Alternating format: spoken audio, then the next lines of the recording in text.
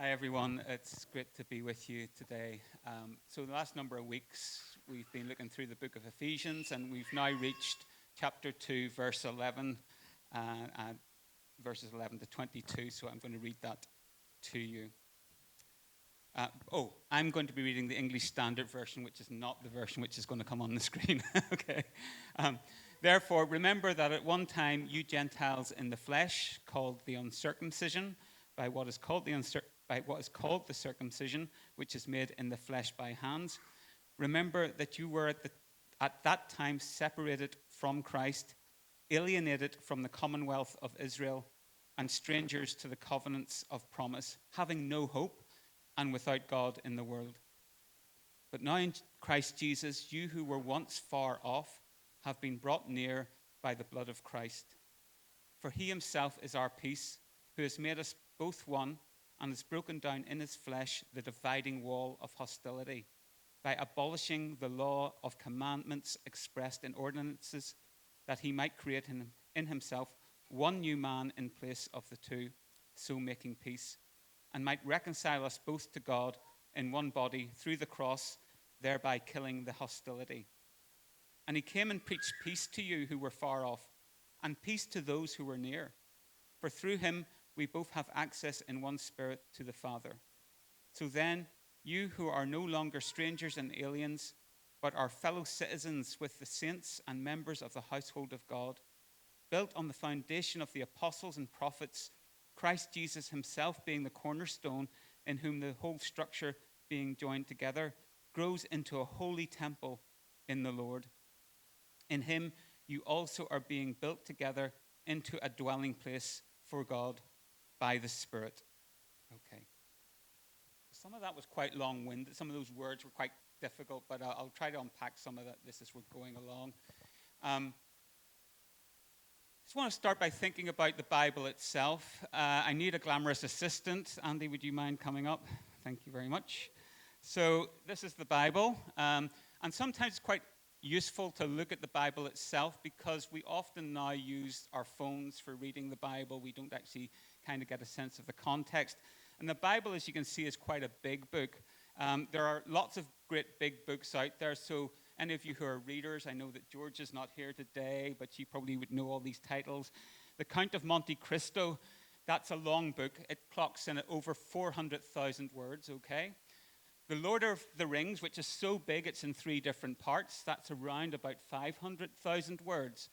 And War and Peace, which is absolutely humongous, it's about 600,000 words, okay? So those are really, really long books. The Bible, obviously it's in different translations, but it clocks in at around 750,000 words, okay? So it's a lot of words. If you were thinking of reading it over your Sunday lunch today, you might not get to the end, okay? Just to let you know that. And so we're looking at the book of Ephesians, but again, the context of that, where is Ephesians? So Andy, would you mind trying to get to Ephesians in the Bible there? I should have.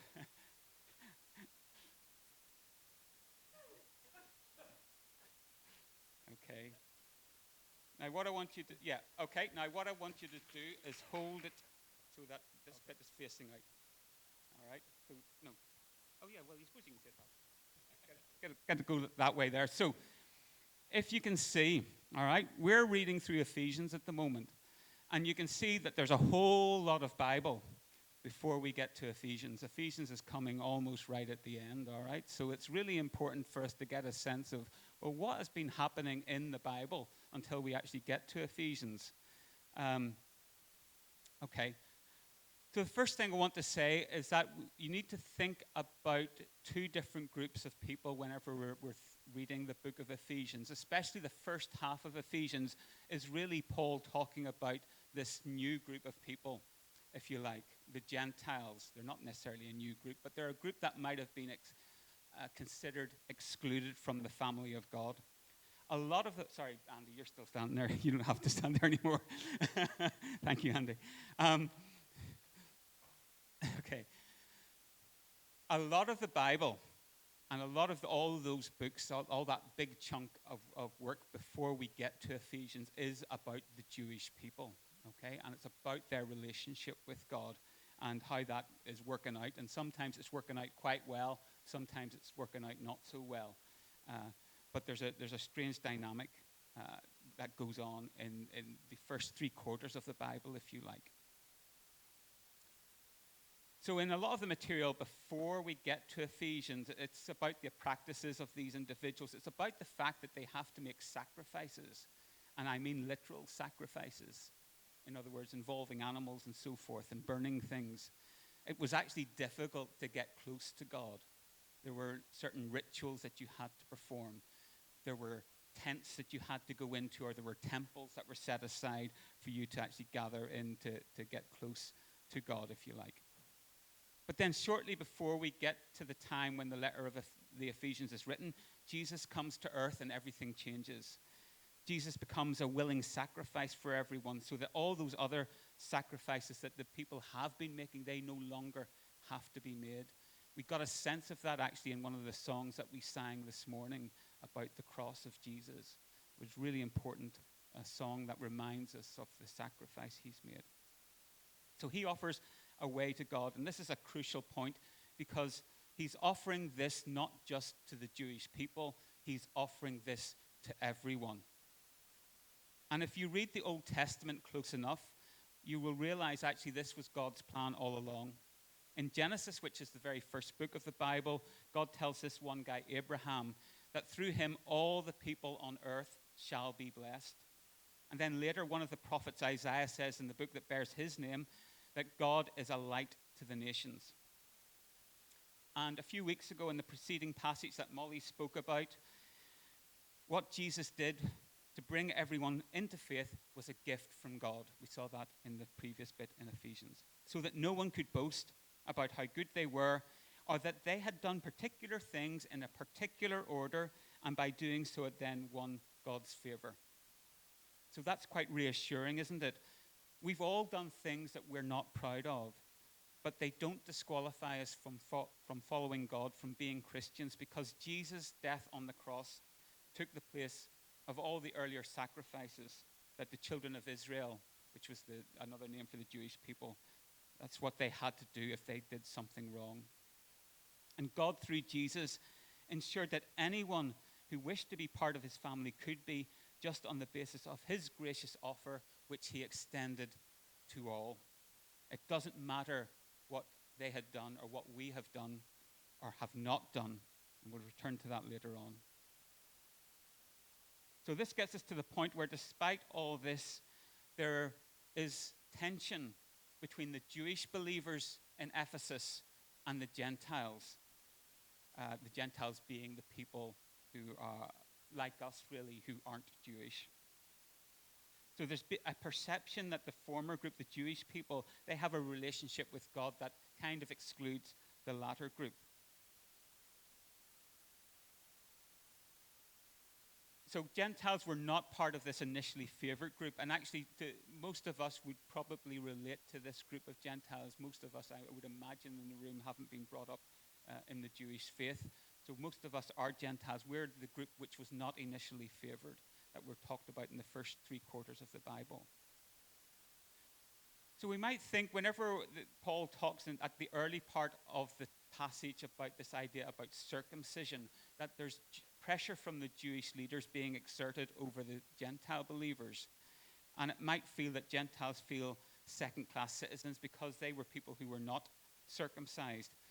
I'm not going to explain what circumcision is, so if you want to Google that for yourselves, go for it. But suffice to say, it's a specific practice that was intimate and was denoted a physical demonstration of belonging to God, okay? So that's really what circumcision was. And Paul says here that this practice actually represents a barrier and a kind of separation between the two groups, the Jewish believers and the Gentile believers. So why might Jewish believers insist on something like circumcision? So it was certainly a practice that was advocated in the Old Testament, but I want to speculate for a moment on another potential reason. There's a temptation, I think, to see the Jewish believers as bullying the Gentiles into practices they weren't comfortable with, but I want to consider this. Ephesus was a port city. where there were around 250,000 people living at that time. Of those 250,000 people, around 10,000 were Jews. Okay? Of those 10,000, there were a small number who were following the way. In other words, they were trying to become disciples of Jesus. So we've got a minority of a minority in this particular early church that's being developed. The book of Acts actually tells us that when Paul started preaching in Ephesus, he initially went to the synagogues and he spoke with the Jewish people, but his message didn't go down too well. So he moved venue. He went to a local hall.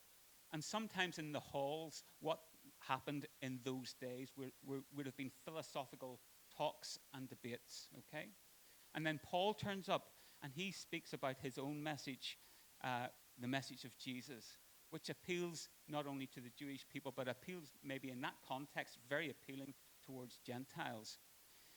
And for those Gentiles who are hearing this, they come back day after day. We hear that Paul is in these halls every day. So it's attractive, it's appealing to people. And we can see that Gentiles are coming to faith. And when they do so, they come as the majority population of the community, individuals who would be known to the Jews as worshipping other gods. So when they express interest in joining the community of faith, it's probably not hard to imagine how the Jewish believers might have had some anxiety, might have had some fear about actually the motivation of these particular individuals. Who are you exactly? What is your motivation? That might have been what they were thinking. And I want you to imagine that you're watching a film, and it's a thriller, and you've got a cop who's gone undercover, and this particular police officer has infiltrated a gang, and the gang are not sure of where he's coming from, so they ask him to do something. They might ask him to join them in a bank robbery, let's just say, okay? So he goes along, or he's thinking about whether he needs to go along. Should I do this? If he does, he's going to be accepted, but he's also worried about his own code of values and whether he's going to transgress that. So for the Jews here, asking for circumcision might not just be about abiding by Old Testament law. It's about ensuring legitimacy. It's about recognizing whether these individuals are one of us or not. And this is what is creating tension. But Paul is very much interested in bringing the Gospels to the Gentiles, and he knows that these physical expressions, which are so important to Jewish believers, they're not as important as the response of the heart. As he says here in verse 13, now in Christ Jesus, you who once were far off have been brought near by the blood of Christ.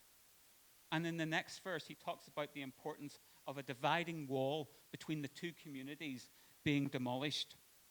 The commentator Darrell Bock suggests that this probably meant an abstract social or cultural divide, but he also allows for a more literal interpretation. I mentioned earlier that Jews sometimes went to temples, which were particular holy places that allowed closeness to God following a range of cleansing rituals. Again, it's hard to get close to God. In fact, Jews had access to areas of the temple to which Gentiles were excluded. But now everyone is on the same level playing field following the sacrifice and actions of Jesus. The wall has been demolished. The wall needs no longer be here. We all come to God through Jesus and what he did for us on the cross. One of the gospel notes that an immediate impact following the death of Jesus was that a curtain within the temple was torn down, and this was profoundly symbolic.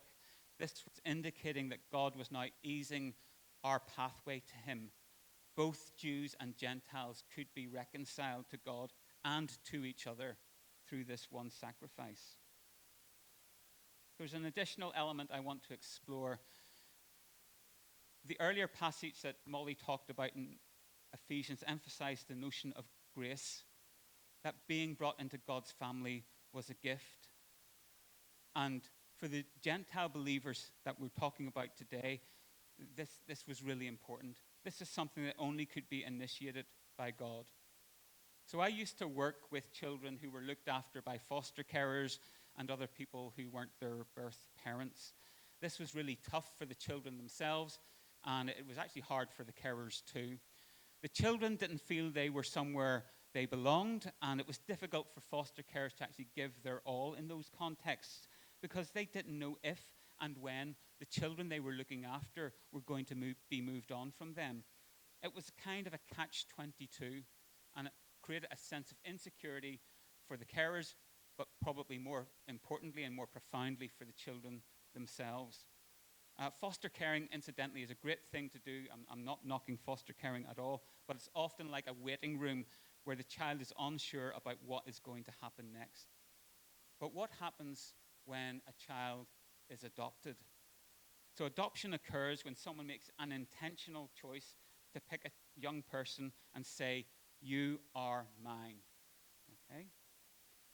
So on one occasion, I was involved in moving some children from a foster placement where they appeared to be very settled. An adoption worker came to me and said, "You know what, this placement is really good. It's great. The carers actually are very committed. But every child needs to feel owned by someone. That someone who is going to give them unconditional love. And foster caring usually doesn't provide this."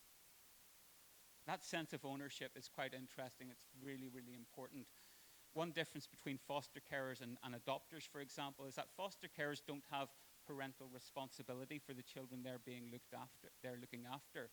So a foster carer, if a child's going on a school trip, for example, they can't sign off on the child. They have to go to the social worker and get them to sign off, or go to the birth parent.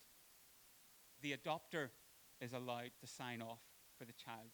The child may not have been born to them, may only have been lived with them a short period of time, but they can sign off. They have that parental responsibility. They have that sense of ownership over the child. So this passage helps us reflect on how the Gentiles here are a group who were initially excluded from the Christian family, but they're also yearning for home. No child has the ability to choose the family in which they grow up. The parent or the caregiver makes the decision to commit. They offer the safe place. And here it is God who makes that commitment through Jesus' sacrifice, enabling us, no matter who we are, no matter what we've done, no matter if we feel unworthy, he allows us to find a way to God. When God offers entry to his family, he is adopting not those initially part of the birth family, like the Jewish people, if you like. They were the people who were initially part of the family. He extends the offer to those born elsewhere. And he chooses who becomes part of his family. And when he chooses, he gives the opportunity for the two things I mentioned earlier: a sense of security and his unconditional love. And I want you, those of you who are parents, to reflect. If your child does something wrong, if your child annoys you, if your child breaks something, do you turn around to the child and say, "You are no longer part of this family"? Or even if you're a bit annoyed, you actually recognize you are still part of who I am, and your sense of unconditional love will override any wrongdoing. And this is how it is between God and us. We've all done things that are wrong. We've all done things that we're ashamed of. This does not prevent God from loving us, because we are his family. Think of it this way: God came to the orphanage and he pointed out and said, "I want this one. I choose you." He did everything in his power to ensure the child in the orphanage would be part of his family. It's nothing to do with what we've done, and everything to do with his choosing. Paul says elsewhere in the book of Romans, whilst we were sinners, in other words, people who were doing wrong things, Jesus died for us. He initiated things. He made the move. He offered the invitation. Paul also tells his friend Timothy, if we are faithless, he remains faithful. He is less concerned about what we're doing, but is proactive in ensuring we're part of his family. It's nothing to do what we have done or achieved. We're part of his family, and we belong because he has decided to offer that unconditional love to us. And that is what he is offering to the Gentiles in this passage, and it's what he still offers today. So to finish with, and maybe to come back to this big, long book that we mentioned at the beginning, and where Ephesians is near the end. There's a parable Jesus tells in the Gospels, in one of the Gospels, about a bunch of folks who are working in a vineyard. And at the beginning of the day, the owner of the vineyard recruits these guys to do the work and agrees payment with them. Then much later in the day, in fact, probably the last hour of the day, when the working day's nearly done, the owner goes out and he offers the same level of payment to some new workers. Well, you can imagine how the initial workers felt about that. They felt hard done by. If there was a union being organized at the time, they would not have been sympathetic to what was going on. But the point was this: it didn't matter how much work was being completed by the individual workers. It was all about the owner being willing to offer the same deal to the people at the beginning and the people who came in the last hour, the people who came in to the story towards the end of the narrative. It didn't matter what they had or had not done. This is what God offers to us all now. We don't have to reflect on our inadequacies or our mistakes. God says, I invite you to be part of my family. You are no longer the stranger, the alien, the forsaken, the abandoned child. I adopt you because I choose to, and it is my joy to do so. He offered this to the Gentiles in Ephesus. He offers this to us in Stoke today. He continues to offer the potential to be adopted into his wider family, should we decide that we want to say yes to him.